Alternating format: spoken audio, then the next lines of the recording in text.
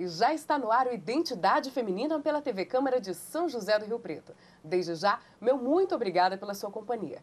E hoje eu recebo a mestre e doutora em genética Cláudia Bonini Domingos. Há mais de 30 anos, ela trabalha no IBILSE, responsável por pesquisas relacionadas a doenças hereditárias, especialmente as presentes na população afrodescendente. É isso, Cláudia, muito obrigada por estar aqui hoje. Obrigada a você, Thaís, é sempre um prazer poder conversar com você. É isso mesmo.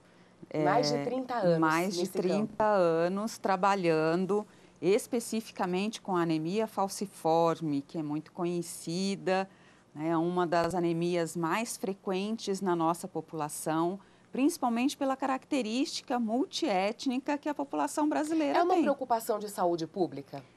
É um problema de saúde pública. Tanto é que existem políticas específicas para cuidar dessas condições. Então, nós temos políticas de atenção às pessoas com anemia falciforme, que envolve desde a inclusão do diagnóstico no teste do pezinho até cuidados para a fase gestacional, como cuidar das mães e dos futuros bebês. Antes de falar exatamente a respeito da anemia, deixa eu até destacar aqui, bióloga por formação, não é? Isso. E mestre e doutora em genética. Quando a gente fala dessa especialidade, a primeira coisa que vem à cabeça, Cláudia, você é uma cientista? É assim que a gente pode esclarecer o assunto?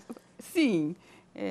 Quando a gente é criança, a gente sempre fala que queria ser cientista, né? Eu me considero uma cientista por estar há tanto tempo trabalhando com ciência, né? Fazendo ciência, gerando conhecimento científico, e esse conhecimento científico, fruto das pesquisas que nós desenvolvemos na Unesp, trazem melhoria da qualidade de vida para as pessoas que vivem com essas alterações no sangue, a talassemia e a anemia falciforme. E como aconteceu essa decisão na sua vida de você se especializar num campo tão restrito, tão específico? Olha, Thaís, não foi fácil. E isso fica aí de dica para quem está também fazendo a sua graduação.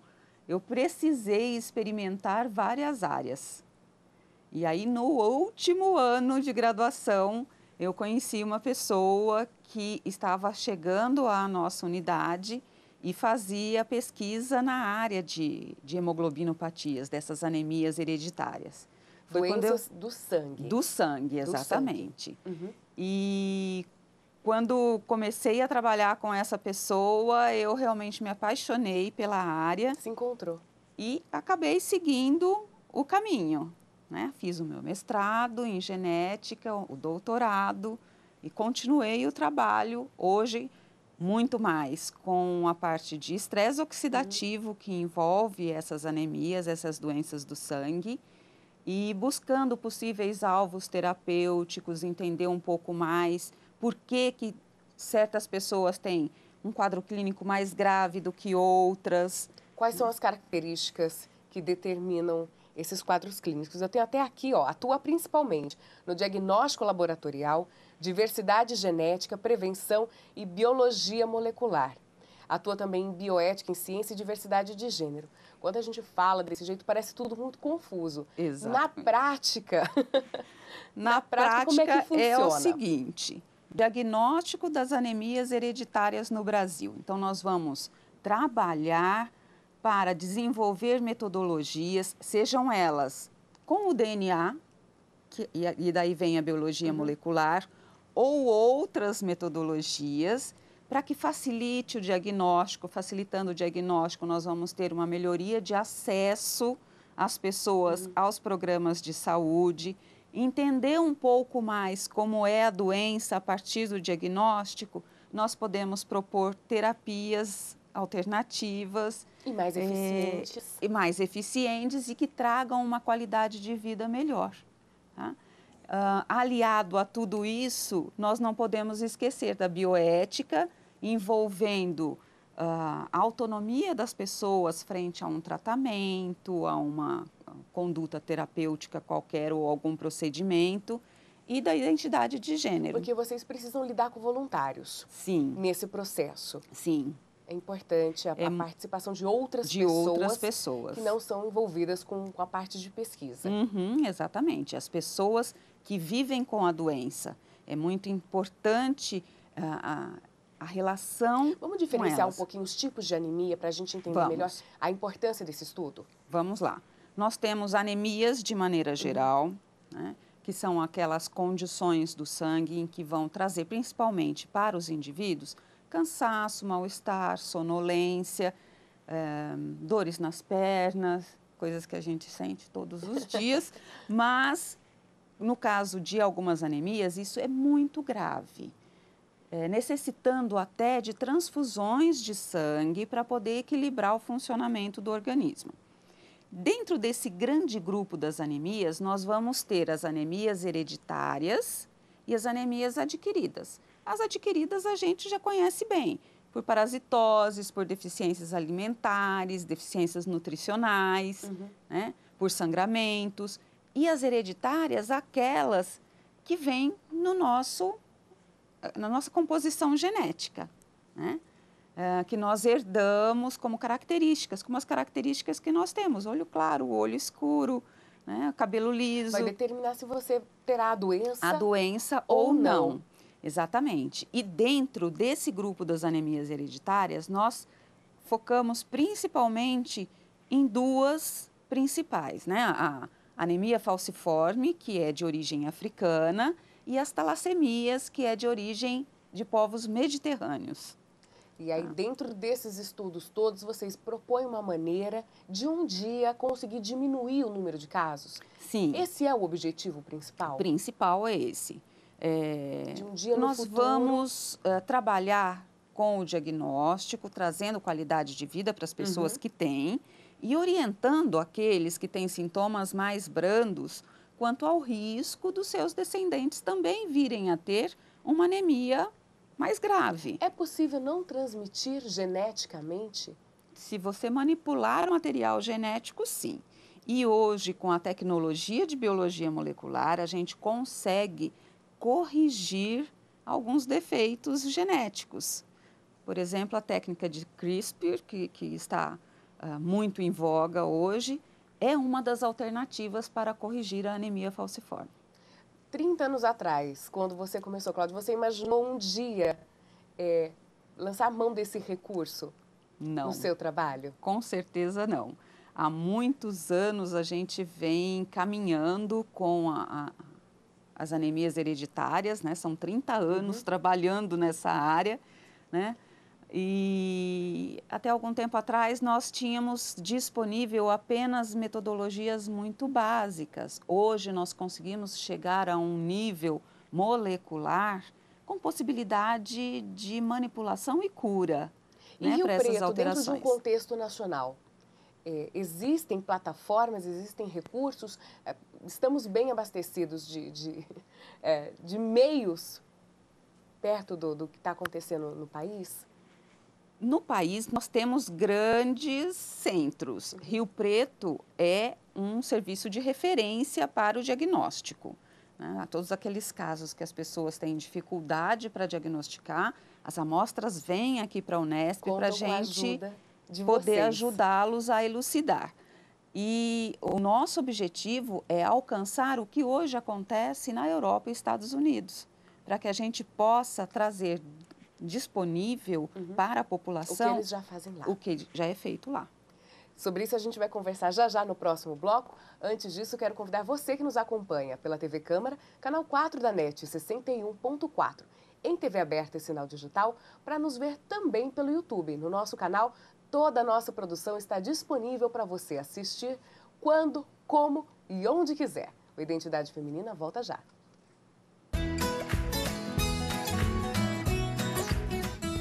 Quem joga no time da defesa tem que tomar cuidado com o time do ataque. Um pessoal que tenta descobrir informações sobre as crianças para machucá-las. Se alguém, pela internet ou pessoalmente, tentar descobrir onde você mora ou estuda, ou quais são seus horários, não conte. Não dê informações a estranhos. Se um desconhecido quiser saber algo de você na internet, converse com alguém em quem confia. Ou ligue 100. Lá tem gente que pode ajudar. Defenda-se.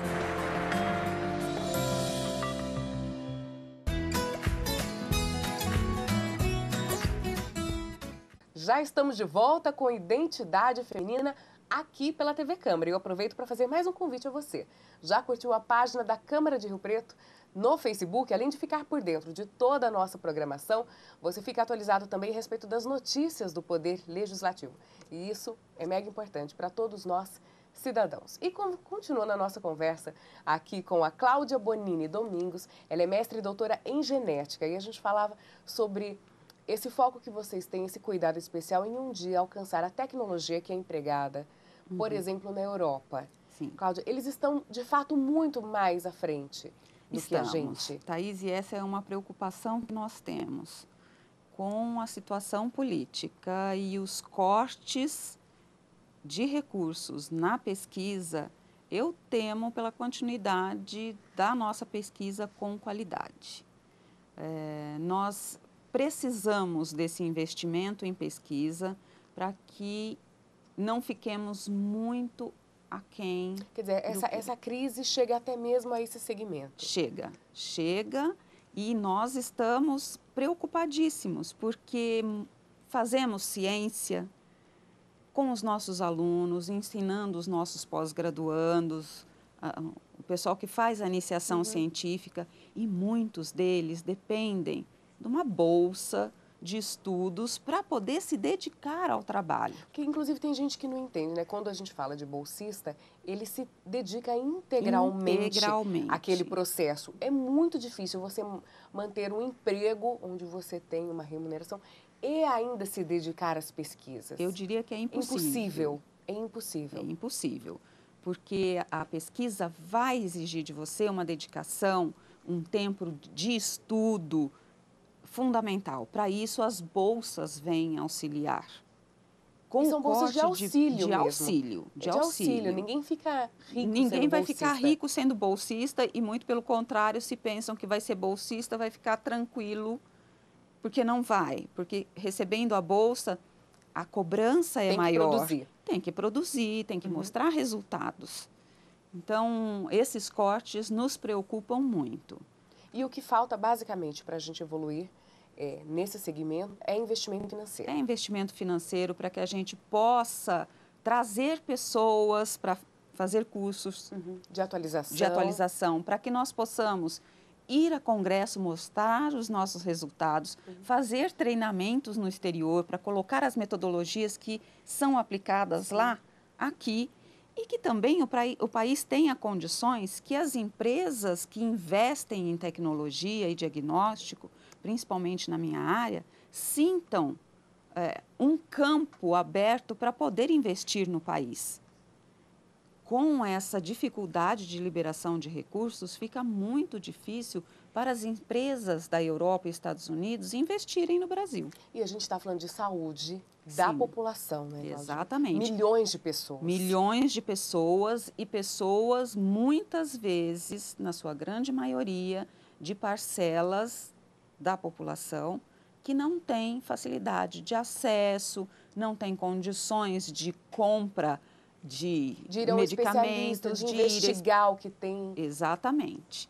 Então, nós precisamos investir na saúde pública de qualidade. Bem, Cláudia, quando você fala a respeito dos bolsistas, dos pós-graduandos do BILSO, é importante destacar também que, além de pesquisadora, você é professora. Sim. Há quantos anos em sala de aula? Em sala de aula da graduação desde 2010.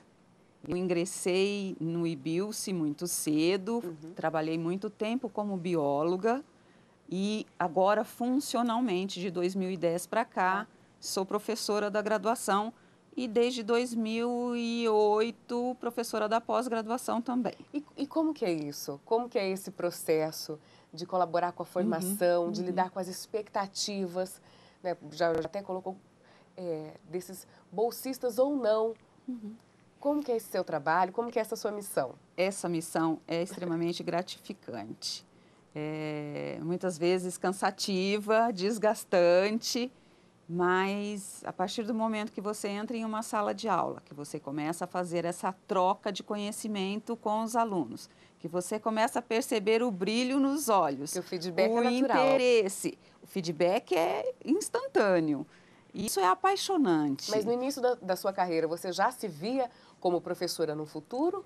Já, porque dentro do laboratório, mesmo atuando só com a parte de pesquisa, nós sempre tivemos, aliada à nossa atividade de pesquisa, a parte de formação de profissionais. Entendi. Então, trabalhei muito no ensino não formal.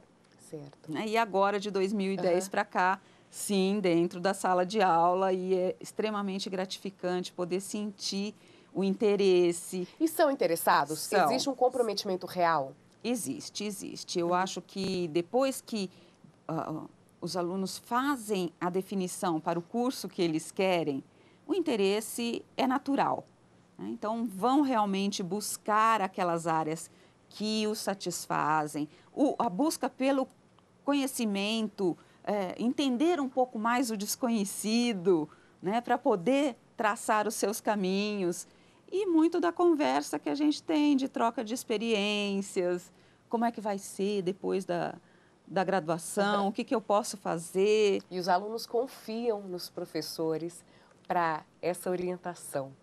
Essa é uma responsabilidade muito grande, porque a nossa postura em sala de aula e fora da sala de aula, o relacionamento com os alunos é um modelo. Interfere nos sonhos deles. Exatamente. Como é que eu quero ser? Eu quero ser como aquele professor que tem a dedicação, tem a boa didática, né? Então, a responsabilidade é muito grande. Cláudia, a gente ainda tem muita coisa para conversar no programa de hoje, antes mais um breve intervalo. O Identidade Feminina volta já.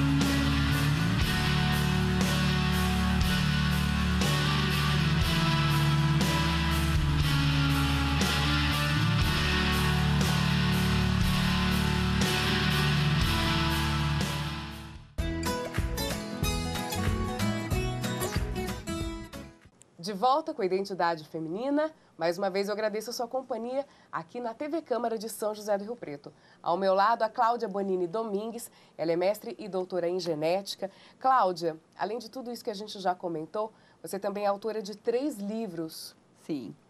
São 3 livros técnicos? São 3 livros que foram fruto das orientações na pós-graduação, por serem trabalhos pioneiros, e entendendo que eles poderiam ajudar muito toda a população brasileira, nós escrevemos e lançamos esses 3 livros em parceria com a editora Rio Pretense.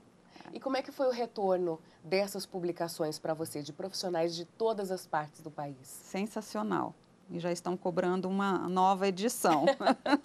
Faltando um pouco de tempo para revisar e ampliar a edição dos livros. Até mesmo porque, olha, a gente já falou do seu trabalho como pesquisadora, como professora, como escritora de livros, mas olha, ainda tem aqui professora assistente do Departamento de Biologia, né? Isso. Colabora com toda a organização do departamento, é consultora de revistas especializadas, é assessora do Ministério da Saúde no setor de sangue e hemoderivados. Como é que é esse trabalho junto ao Ministério? Você executa essa função daqui? Sim, executamos daqui. Em alguns momentos, vamos até o Ministério, por fazer parte do Comitê de Assessoramento Técnico.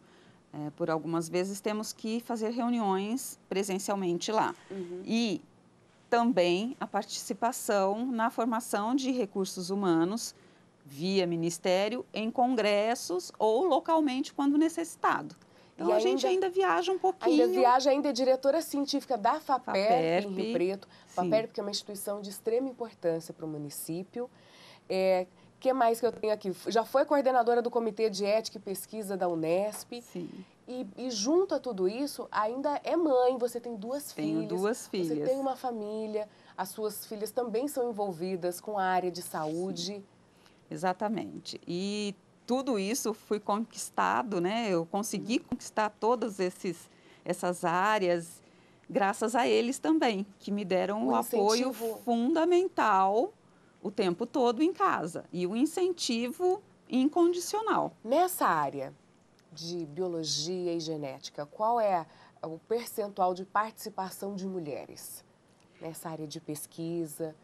Temos uma boa participação de mulheres dentro da biologia, né? E na área de genética em especial. Então, eu acredito que para essa vertente, até que nós estamos aí entre os 40%, 50% de atuação. Está bem uma equiparado. Atuação boa, sim. Está bem equiparado. E você acha que, de alguma maneira, ter o que eles chamam, que as pessoas chamam de jogo de cintura feminino para equilibrar todas essas funções, atribuições e responsabilidades, ser mulher ajuda? Ajuda, e muito também da persistência e da dedicação ao trabalho de pesquisa, né? Então, ser mulher, ser mãe, vai ajudar muito no momento que você vai precisar ficar, se dedicar, ter paciência, obter os resultados, né? Então, é um trabalho diário que você vai, a cada dia, colocando mais um ponto. E é possível equilibrar tudo isso muito bem. Com certeza. Agora, com o apoio da família, vai dar certo. Muito fácil. Agora, você falou que pretende atualizar aí os livros publicados, mas existe algum outro projeto, existe alguma coisa nos seus trabalhos de pesquisa que ainda falta? Você fala isso, eu preciso concluir nos últimos anos. Sempre falta, Thaís. A gente sempre busca alguma coisa a mais, né? Por vezes eu penso que chegou a hora de aposentar. Mas em outros momentos eu não sei se eu consigo ficar fora de uma sala de aula, fora da leitura de alguma coisa que me traga um interesse adicional. E os meninos que ficam comigo no laboratório falam: Cláudia, você não pode parar. E suas ideias mirabolantes, né?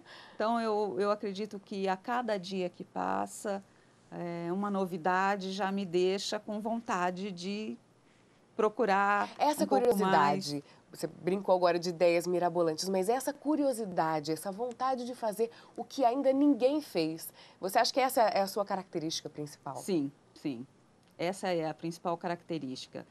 Por mais que a gente tenha pesquisado, que nós tenhamos contribuído com o conhecimento científico nessa área da genética, a cada dia eu busco alguma coisa a mais, um outro ponto que possa acrescentar, que eu possa formar pessoas nessa vertente, que nós possamos colocar o Brasil e Rio Preto em evidência. Agora, essa área que você trabalha, especialmente as relacionadas às doenças do sangue, em outras áreas também relacionadas à genética, mas com outros trabalhos, você também vê uma boa projeção? Sim, vemos sim.